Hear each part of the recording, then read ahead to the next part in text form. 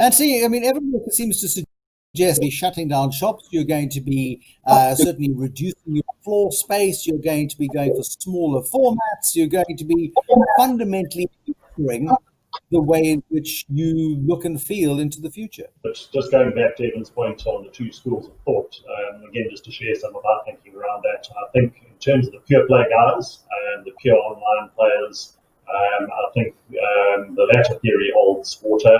It is a bit of a race to the bottom. Everyone's competing with the same stuff. To the extent that you've got strong brands, though, if you kind of think of global brands like Nike, Adidas, their margins when they shift online, if anything, get stronger, they don't get weaker. That's what Bongiwe is referring to in our own experience in South Africa. We don't sell off price, we sell pretty much full price. So I think you've got two different models. It depends where you play there. And then, going to retail space, again, I think we've got a slightly different view. It's not actually about e-commerce per se. It's really about an omni-channel experience. It's that blend of e-commerce and stores. The stores end up being your showrooms. They end up, certainly in South Africa, being where it's easiest to return your product if you're not happy with it. We've got the best part of 3,000 delivery or collection points situated around the country. Somebody said the other day we've got more branches than the post office. And that's, I guess, partly true. What we're seeing more and more is people actually fulfilling their online orders from our stores. We've got over 500 of our South African stores already connected to a central online database where you don't actually have to ship from a DC. It actually just comes out of store stock, and people can either go into the store and collect in the store, or it can be routed via algorithms from the store that's closest to the consumer. So I think it's going to be a blend of the two, and certainly, again, from a TFG perspective, we've got lots of brands that we haven't even fully rolled out yet. So I think, if anything, providing we get the right rentals, we'll probably continue to expand, albeit cautiously. And let's go to you, Evan Walker. I mean, this idea that we're going to see an expansion in retail is almost counterintuitive. But I suppose with Edcon downsizing very dramatically, and Edcon's sale of Edgar's and the sale of Jet, the dynamics in this industry are going to change quite fundamentally. Bruce, yeah, I mean, we've been negative the sector for well over 5-6 years now, on the premise that there's just been too much space rollout and not enough consolidation. So for the first time, and thanks to the guys at Foschini, I mean, I think this is a great acquisition for them. I think it does consolidate the sector. I think it starts to do what should have been done a number of years ago in terms of the number of players in the sector overall, and the consolidation of the number of formats. So I think for the first time now, from an industry perspective, we've seen the retailers going the right way. I think more so on the apparel side than on the food side. I'm still nervous about the amount of space that's been rolled out on the food side, but even there, we're starting to see, the guys battling. I mean, we know that the likes of Game and certain those formats are just not successful. I mean, the macros of the world are coming under pressure. So even there, I think over time now, and a lot of the cash and carry space is going to consolidate quite dramatically over the next 3 to 5 years as the retailers play harder in that space. So I think from an industry perspective now, we're seeing the right things. I mean, this is what we should be seeing from an industry. We go through these long, dramatic cycles. These cycles are very pronounced. They're good for a number of years. I mean, we've covered the space for 25, and we saw 15 very good years. But like any industry, people get overexcited and overinvest, and now we need that consolidation, which is happening. So this is the start of a good process, I mean, for the retailers, and we need to see more of it. So unfortunately, we need to see more consolidation in this space, and we need to see, unfortunately, the weaker players exit, and that's still going to happen.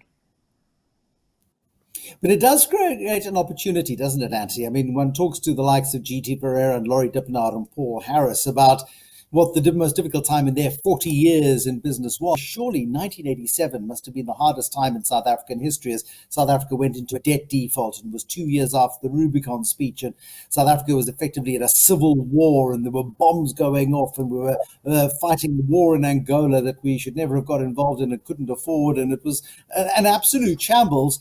And their eyes light up. They said that was the best time, when Barclays had gone and there was the opportunity to consolidate in financial services, and it gave them a full suite. You're sitting in a position now where Edcon has failed, but you've sat on the sidelines and gone, thank you very much. We'll take nearly 400 Jet stores. Yeah, Bruce, you couldn't have summed it up better. I mean, you go back, we actually looked at Jet in a lot of detail together with actually Edgar's and Hollywood about 5 years ago. I just joined the group. We were approached by the shareholders at that stage proactively to possibly do a deal. And so, frankly, there were a number of issues with the business, the least of which was not the purchase price. To have bought Jet 5 years ago, you would have, shelled out somewhere between 7 and 8 billion rand. We managed to do a deal at, well below R500 million for pretty much the same business. That opportunity can only come at a time like this. I think if you go back, as a group, we also embarked on a capital raise. We announced that at our results presentation. Part of it was to make sure that we could, withstand the choppy waters ahead. No one's got a crystal ball. But the other big part of it was the consolidation that Evan spoke about. We didn't see, we can't predict what will fall over when, but it's going to happen in retail right around the world. There are going to be fewer players in 12 months' time than there are now. And we just wanted to get in a position where actually you can act on good opportunities if you find them. So, yes, I think a unique opportunity. Tough at the time, but once in a lifetime. Isana, I mean, what is your sort of crystal ball view of this consumer goods sector? I mean, the opportunities present themselves. One would regularly talk to Brian Joffe when he was at Bidvest, and the moment somebody was coughing, Brian Joffe would be around knocking on the door saying, "Hello, you feeling all right? Should we talk business?" Do you see more consolidation coming in the South African consumer goods sector? I would think there should be more consolidation. I think the consumers in South Africa is just exposed to a lot of choice at the moment. And it makes, I know it sounds funny, but consumers actually want less choice. A lot of what's driving their behavior, I think, is becoming more about simplification, simplifying their lifestyles. If new trends emerge, work from home, what are they going to wear? Are they going to shop where they used to shop? How are they going to eat? Where they're going to spend their money? So I definitely think more consolidation is very likely. I'm not sure about how that consolidation would, because traditionally we have been dominated by big retailers. I see a lot of small retailers launch line, and over time they will start eating into the pockets of the bigger retailers, especially in certain categories like clothing. Other categories like food, I think it's just different. People need to eat. Doesn't matter when it's almost the same as alcohol. People drink, whether it goes good or bad, people drink, unless the government stops them from drinking, of course. So, I don't know. I think more consolidation, I think changing behaviors. How is retailers going to adapt their models to quickly respond to the consumer's needs? And be more nimble and quick. And I agree with Anthony in that it's probably an omni-channel strategy, but also just more flexible. And I think there's opportunity in bringing more from the value chain closer to home. The value chain means more manufacturing here in South Africa. That's an opportunity we need to look into and capitalize on for our own economy. It's such an interesting thought there. I mean, Anthony, is that the plan? Because we saw Grant Patterson got rid of a lot of the big brands, for example, within Edgar's, and did a lot of manufacturing at home, and that was devastating for those manufacturers on the lockdown, as he told them he couldn't pay his bills anymore. But the opportunity exists. Global supply chains have been so massively disrupted. Suddenly, this idea of de-globalisation begins to take hold. Do you see that happening? Yeah, Bruce, funny enough, we'd already been heading down that route for the last 5 years in South Africa, and the reason for that was largely pure economics. Your lead times of you manufacturing through, as long as you've got really world-class facilities, the right technology, the right data coming out of your sales system, and what you should be manufacturing to restock. We were looking at 42-day lead times in South Africa versus 150 to 170, 180 days out of the Far East.